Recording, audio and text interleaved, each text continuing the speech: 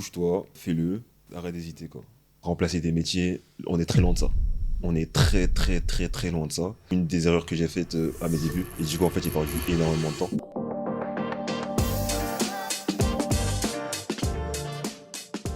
Salut Bourama, Salut. dis-moi un truc sur toi que personne ne devinerait en regardant ton profil LinkedIn. Pour commencer, je suis sportif, je fais du basket depuis un peu plus de 10 ans quand même. Actuellement j'évolue en pré-national, donc il y a un niveau plutôt correct je dirais.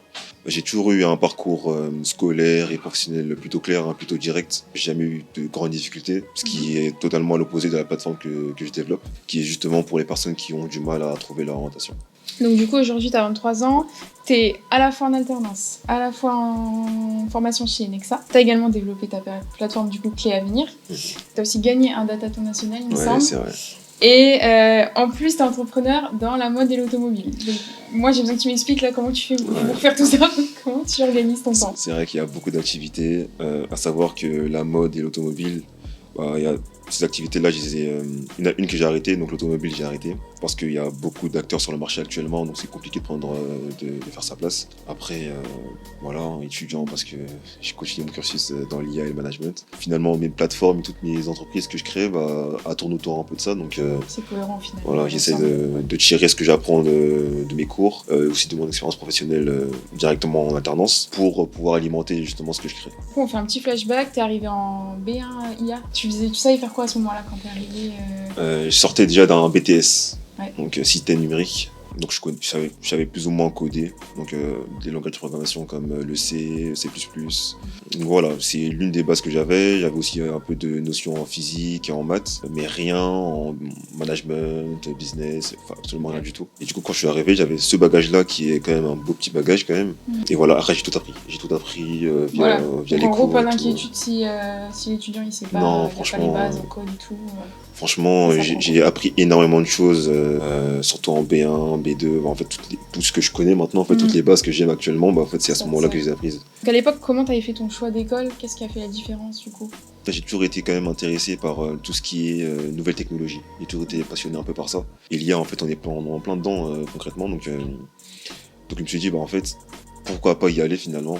Je savais pas trop ce que je voulais faire après, donc je savais que je voulais travailler dans ce domaine-là. Je savais que j'avais comme objectif de faire de la robotique. Donc voilà, donc pour moi ça avait du sens quoi. Donc je suis venu ici.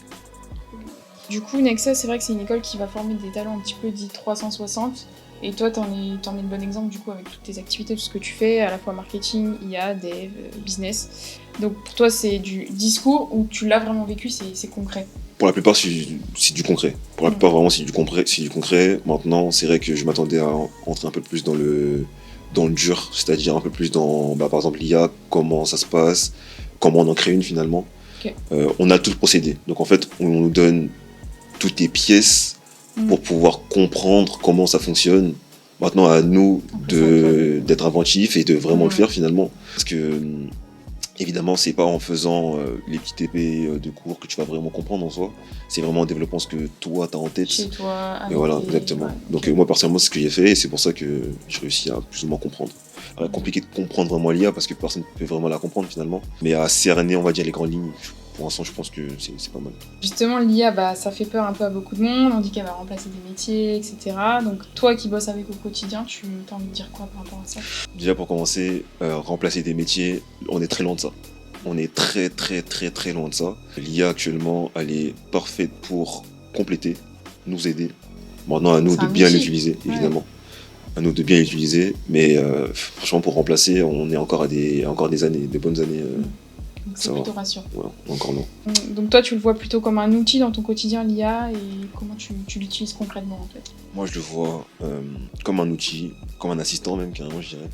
Parce que c'est vrai que j'ai quand même deux personnes qui sont derrière moi pour pouvoir m'épauler et m'accompagner en vrai dans ce procédé-là. Mais c'est vrai que l'IA, en vrai, c'est l'un des assistants qui est pour moi le plus performant en vrai parce qu'il connaît tout. C'est vrai que des fois, il peut faire quelques erreurs. Il y a une différence entre juste utiliser ChatGPT et maîtriser vraiment l'IA. Comment Nexa t'a accompagné justement, t'a formé? Justement, un peu plus tôt, je disais que j'ai pu comprendre concrètement les grandes lignes de l'IA. ChatGPT en vrai, c'est vrai qu'on a juste la forme, c'est du textuel quoi, donc en soi tu te poses une question, il te répond. Mais derrière en fait, il faut comprendre comment ça marche en fait, comment ça a été construit.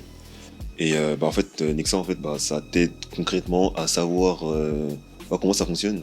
Demain, si jamais tu veux reproduire ce genre de choses, en soi, tu peux le faire. T'as les clés en main pour pouvoir le faire. On va en venir sur ton projet que tu as développé en parallèle de tes études, Clé Avenir. Explique-le nous simplement.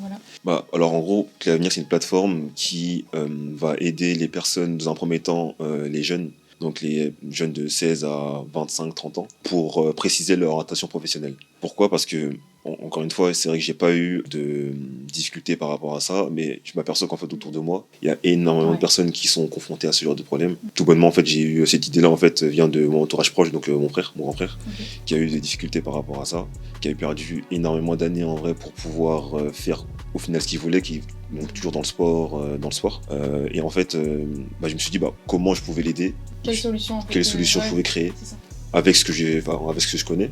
Et du coup, j'ai pensé à Clé Avenir. Donc au lieu de le faire uniquement pour lui, je me suis dit en fait, pourquoi ne pas faire à grande échelle et viser plus de monde et toucher plus de monde. Donc voilà, donc pour l'instant c'est basé vraiment sur les jeunes, mais il y a une seconde cible qui est les demandeurs d'emploi et les travailleurs en conversion. Parce que tout le monde est confronté en fait finalement à cette orientation-là, qui est des fois mal choisie ou mal programmée, ou mal orientée, on peut le dire aussi. D'apporter ma petite touche à l'édifice et être le plus correct possible. Okay. Donc du coup, si on se met dans la peau d'un lycéen qui arrive sur ton site, il est un peu paumé, voilà, il est stressé pour son orientation, etc. Concrètement, qu'est-ce qui se passe quand il arrive ? Alors, quand il arrive, il réalise le test d'orientation. Donc ça lui pose des questions plutôt simples sur ce qu'il aime faire, ce qu'il veut faire, dans quel cadre professionnel il souhaite travailler. Donc voilà, donc il fait ce test-là et le résultat est c'est des métiers qui en ressortent. Donc les métiers qui me correspondent le plus, donc qui lui correspondent le plus, avec des vecteurs, donc avec un score, avec un pourcentage quoi. Et derrière, il fait le choix. Si jamais ces métiers-là lui correspondent vraiment et c'est vraiment ceux-là auxquels il avait pensé, c'est parfait. Si jamais c'est pas ça, il peut accéder à la longue base de données, qui est toutes les ressources en vrai de métier qu'il y a actuellement sur le territoire. Donc il y en a un peu plus de 1400, enfin 1500 même je dirais. Et du coup, dès qu'il a cette précision-là, il peut avoir un plan personnalisé. Donc comment il fait pour accéder à ce métier-là à partir de sa position actuelle.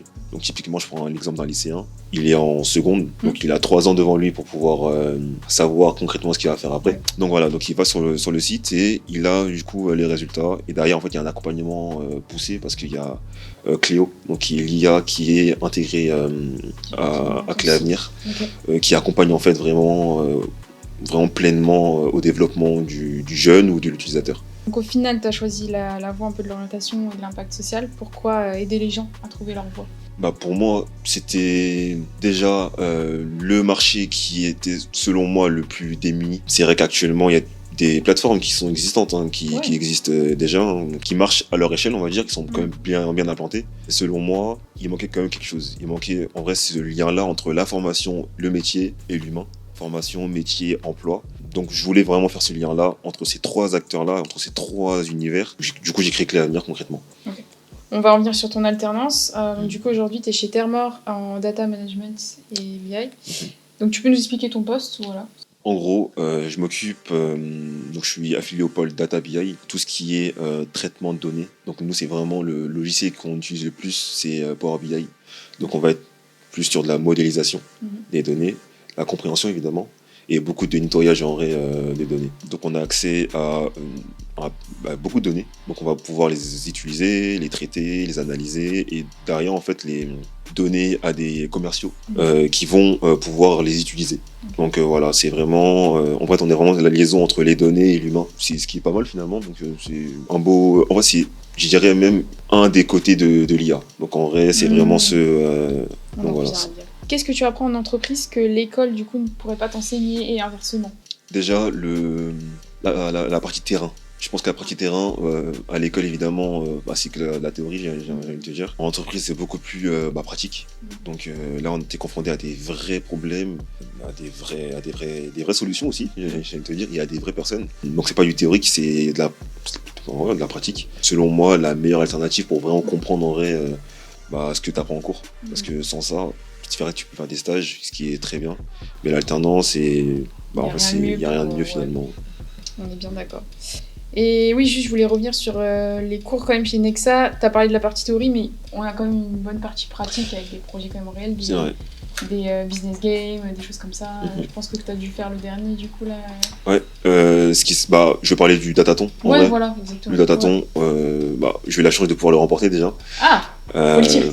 Donc ça c'est déjà pas mal. Franchement j'ai eu une très très bonne équipe et franchement c'est la chose qui a fait que finalement on est allé jusqu'au bout en vrai. On s'est supporté, on s'est aidé. Il y en a pas un qui faisait rien, non. Non, franchement sur ce projet-là on a tous été contributeurs, donc c'est ce qui est vraiment cool. D'ailleurs en vrai ça a payé parce que le client était content. On a réussi à donner une bonne solution, donc une chose qui était vraiment concrète. Et derrière, en fait, là, actuellement, on est sur un autre projet qui est du coup le Next Lab, du coup porté par Nexa. Et du coup, c'est le même groupe. On a gardé le même groupe et ça porte encore ses fruits et ça va. Il y a du coup, vu que c'est un autre domaine, c'est plus compliqué. On a d'autres données qui rentrent en compte. Mais franchement, c'est vraiment cool. C'est vraiment cool de continuer à travailler ensemble. Donc Next Lab, justement, ça soutient les projets entrepreneuriaux des étudiants. Là, on a lancé ça cette année, c'est tout nouveau. Qu'est-ce que tu as envie de dire du coup par rapport à ça? Parler brièvement de ce projet-là. Nous, ce qu'on avait pensé, encore une fois, on essaie vraiment de résoudre des enjeux sociaux. Et là, en fait, on a pensé aux handicapés, tout simplement. Donc l'apprentissage auprès des handicapés. Là, on a commencé par l'autisme auprès des écoles et auprès des parents. En fait, il y a beaucoup de problèmes par rapport à ça. L'accompagnement est correct, mais il peut être améliorable, il peut être optimisable. Et du coup, c'est pour ça qu'on a développé Bloomy, qui servira demain à aider les professeurs, les parents à mieux comprendre et à mieux aider l'enfant à se développer concrètement. Donc encore un nouveau projet. Encore un nouveau projet. Allez. On va parler un petit peu des galères et de la vraie vie. Donc, est-ce qu'il y a un échec dont tu voudrais nous parler, qui après, bien sûr, t'a fait évoluer et qui t'a permis d'apprendre? L'échec que j'ai en tête actuellement, en fait, c'est mon entreprise sur l'automobile qui s'appelait X-Drive. J'ai passé du temps dessus, des nuits blanches, beaucoup de com aussi. Je me suis vraiment cassé la tête avec ça. J'ai perdu même des amis à cause de ça. Je passais du temps dessus. Mais en soi, ça a été sûrement le meilleur échec de ma vie, entre parenthèses. Pourquoi? Parce qu'en fait, c'est ce qui m'a servi à peaufiner et à mieux commencer que les à venir. Et en fait, je pense que sans ces échecs-là, j'aurais pas pu, déjà, de 1, commencer que les à venir, et de 2, bien le commencer en soi. Donc, ça m'a bien servi. Ok. Et du coup, si tu pouvais revenir en arrière et donner un conseil au Bourama du B1, donc au tout début, ça serait quoi? Déjà, commence X-Drive beaucoup plus tôt. Parce que j'aurais échoué beaucoup plus tôt et j'aurais commencé Cléania beaucoup plus tôt. Mais de quand même se concentrer sur un projet et pas s'éparpiller. Parce que c'est sûrement une des erreurs que j'ai faites à mes débuts. C'est que je me suis beaucoup éparpillé et du coup, en fait, j'ai perdu énormément de temps. Alors que peut-être que si jamais j'aurais plus travaillé sur un projet concret, actuellement Cléania par exemple, et un peu moins sur les autres, tout aurait avancé, mais pas à la même vitesse. Et aujourd'hui, je ne serais pas à la même place, on va dire. Okay. On va finir avec le dernier mot. Donc, s'il y a un étudiant qui regarde la vidéo, qui a un projet, voilà, il flippe un peu, il n'ose pas se lancer ou quoi, tu as envie de lui dire quoi? Bouge-toi, fais-le, arrête d'hésiter quoi. Arrête d'hésiter parce que c'est justement cette hésitation-là qui fait que personne a une idée, on a tous généralement les mêmes idées. L'idée que l'avenir, sûrement qu'une autre personne l'a eu.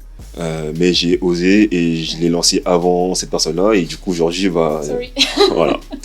Mais il faut se dire que l'idée que j'ai, une autre personne y a pensé aussi. Et si jamais je me lance pas, et en fait, elle va le lancer avant moi. Et du coup, derrière moi, en fait, j'aurais que mes yeux pour pleurer. Donc, pour essayer d'éviter d'avoir des regrets, en fait, faut foncer. Let's go. Yes. Merci Bourama.